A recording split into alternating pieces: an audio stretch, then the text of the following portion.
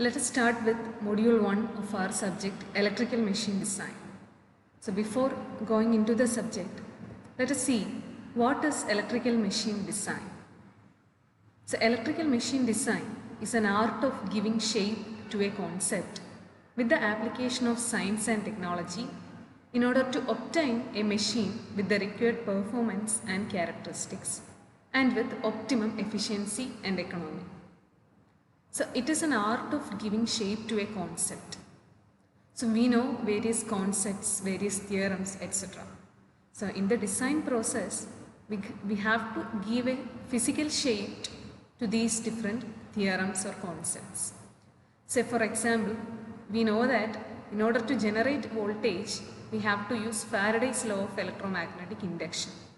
So for that, we need a magnetic field and a set of conductors, and either one of this should be moving. So we have to give a shape to this concept in order to obtain a generator. So a designer should think of giving shape to a concept by applying the available science and technologies.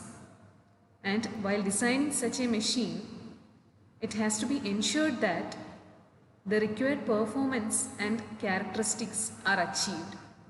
Also efficiency, and such a machine should not be too expensive also. So that is what meant by machine design is.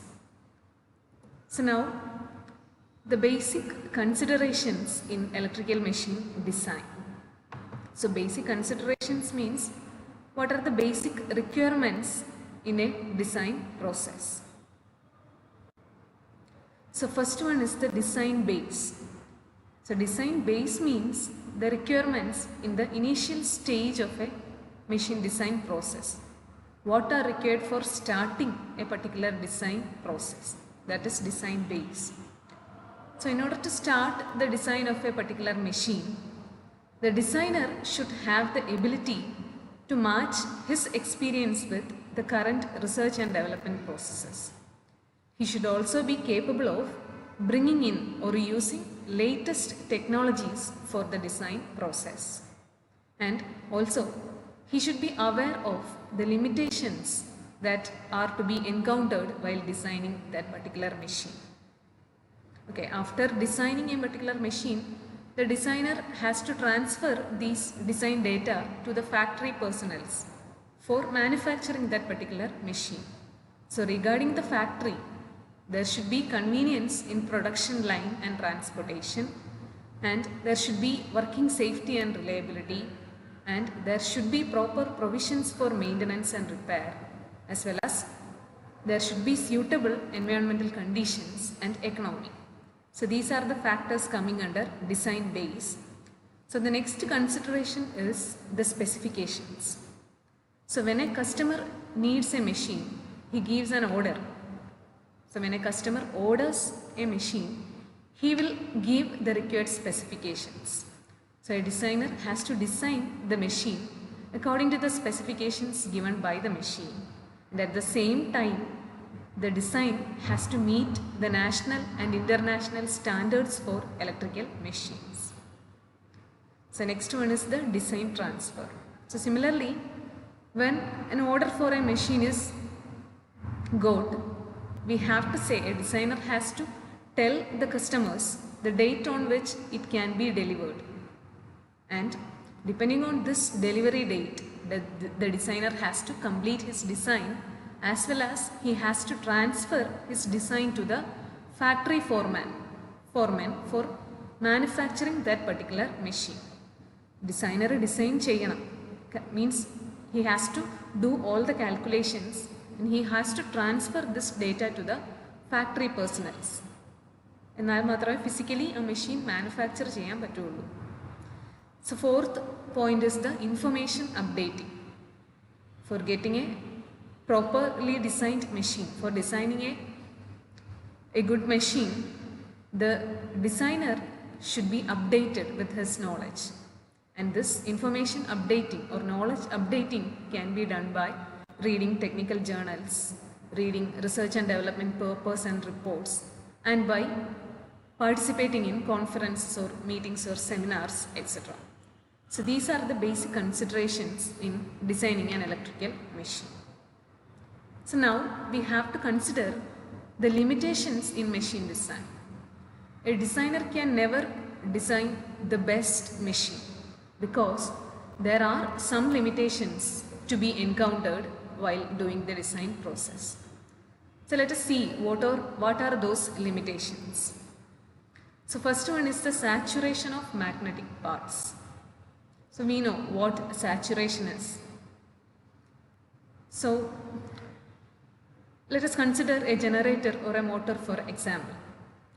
So the magnetic field is provided by electromagnets, and in order for these electromagnets to be magnetized, we have to give excitation across the field winding. So as the amount of excitation increases, the flux produced in the magnetic part also increases. And as the excitation increases again and again, the flux increases and finally the magnetic material gets saturated. So after saturation, even if the excitation increases, the flux will not increase. So a magnetic material is saturated means it contains the maximum amount of flux that it can carry. So that means flux density is very high. So we have already studied the equations for hysteresis laws and eddy current laws.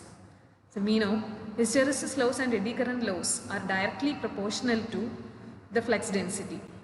So with the saturation of magnetic parts, the losses increases. So this is one of the limitations in machine design.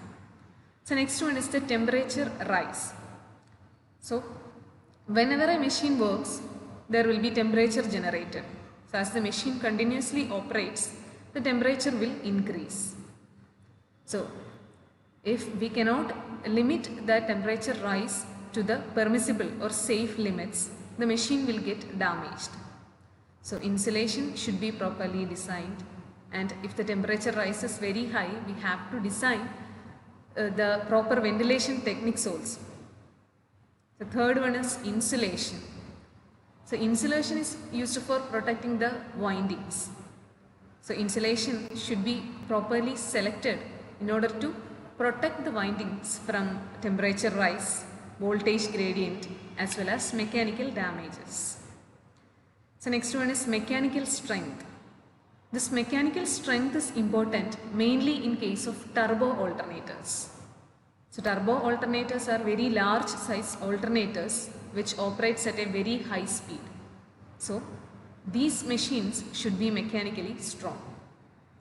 So next one is efficiency. So we always try to give a higher efficiency to our machines. It is better to have a higher efficiency. But a machine designed with a higher efficiency will be expensive. And if the efficiency is very low, there will be temperature rise and other problems. So we have to make a compromise between the two. So next one is customer specifications. So as we have already discussed, when we get an order for a new machine from a customer, he will give the required specifications. So we can design a particular machine depending on that specifications only. So when we go for selecting that customer specifications, a designer will lose the chance for identifying the best criterion or criterion for obtaining a best design. So customer പറഞ്ഞിട്ടുണ്ടായിരിക്കും ഇത്ര voltage വേണം, ഇത്ര speed വേണം, ഇത്ര power rating വേണം. ചിലപ്പോൾ ആ പറഞ്ഞ റേറ്റിങ്ങിൽ design ചെയ്യുമ്പോഴായിരിക്കത്തില്ല ആ മെഷീൻ്റെ ബെസ്റ്റ് ഡിസൈൻ കിട്ടുന്നത്. സോ കസ്റ്റമേഴ്സിൻ്റെ സ്പെസിഫിക്കേഷൻസ് അവിടെ ഉണ്ട്, അത് സാറ്റിസ്ഫൈ ചെയ്യേണ്ടത് കൊണ്ട് sometimes the designer may fails to identify the best criterion or the criterion for the best design. So next one is commutation. So we know commutation, what commutation is. Commutation is the process of current reversal in the armature coils, or it can simply be defined as the process of converting the alternating voltage generated in the armature conductors into direct voltage DC. So commutation, due to commutation process, there is a limitation in the output voltage of generators. So that is one limitation. And last one is power factor. So power factor is important in case of induction motors, three-phase induction motors. So if we consider three-phase induction motors, if we use a large flux density in the air gap, we can make a very small sized motor. A compact motor can be manufactured. But if we use such a high flux density, its power factor will be poor. So we cannot go for a very high flux density. So these are some of the limitations encountered while designing an electrical machine. So now the specifications of electrical machines. The Indian Standards Institute has already prescribed the specifications of transformers as well as other rotating machines. Specification means the details that has to be shown in the nameplate of a particular machine. So we have to look into the specifications specified by ISI for transformers, DC machines as well as AC machines. So these are the specifications required for transformers as per IS 2026-1962 and IS 1180-1964. The kVA rating, the power of the transformer, then voltage ratio, that is primary bar secondary voltage, 11 bar 220 kV, like that. So what is the primary voltage and what is the secondary voltage? So then primary and secondary currents. Thereafter number of phases, whether it is a single phase transformer or a three-phase transformer. Then frequency, how much hertz is the frequency. Then type of the transformer, whether it is a power transformer or a distribution transformer. Losses at 75 degrees Celsius. Then connections of HV and LV winding, high voltage and low voltage winding. So whether it is star connected or delta connected. Then percentage tapping. For tap changing transformers, the percentage tapping has to be specified. The next one is the vector grouping. So vector grouping is usually used for the configuration, the type of connection of the primary and secondary windings and the phase displacement between the primary winding voltage and secondary winding voltage. So vector grouping you already machines il padichittundaayirikkum. So there are two windings in a transformer, primary and secondary. It can either be connected in star or in delta. So if both the windings are connected in star or both the windings are connected in delta, the primary voltage and the secondary voltage will be in phase. ഇനി അങ്ങനെയല്ല, ഒന്ന് സ്റ്റാറും ഒന്ന് ഡെൽറ്റയിലും ആണെങ്കിൽ there will be a phase displacement of 30 degree between the primary and secondary voltage. ഇനി അതനുസരിച്ച് different configurations ഉണ്ട്. ഈ phase displacement plus 30 degree or minus 30 degree ആവാം.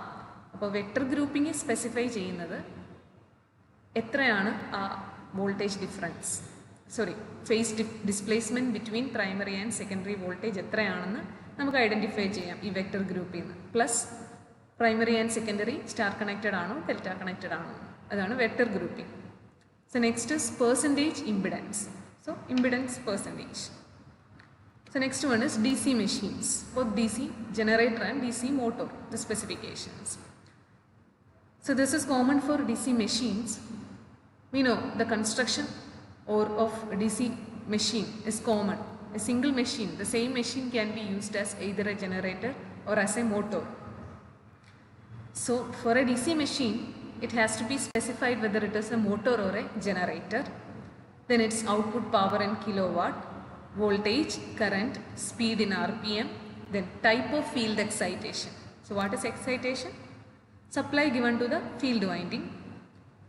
Now excitation, voltage and current, that is type of field excitation. What is type of field excitation? So depending on excitation, machines are classified as shunt, series and compound. So which type of machine is that? It has to be specified. The next one is excitation, voltage and current, that is voltage applied across the field winding and the current flowing through the field winding. So next one type is next specification is enclosure type of enclosure. So enclosure is nothing but the outer covering of the machine. So there are different types of enclosures, so we have to study it in the next lecture. So keep it there. So next one is the duty type. Duty means for a machine there are different types of duty. Continuous duty, short time duty, like that. So continuous duty means that particular machine is designed for operating for a continuous period of time. And if it is a short time machine, it is designed for operating for a short period of time followed by a period of rest, then it again operates for a short period of time, like that. So the duty type has to be specified. We have to study the duty type also in this module. So now let us go to the AC machines, and in that first one is the induction motor. So its output kilowatt has to be specified, voltage, current, number of phases, whether single phase or three phase, then frequency, winding connection, whether it is star or delta, then speed, rotor type. We know for induction machines there are two types of rotors, squirrel cage and slip ring. So which type of rotor is used in that particular machine, that has to be specified. Then the enclosure type. So we have already discussed about enclosures. In the previous case also, DC machines, we have seen enclosure. It is a covering, outer covering. So next one is the duty type. I have already said about this duty type. So next AC machine is the synchronous machine.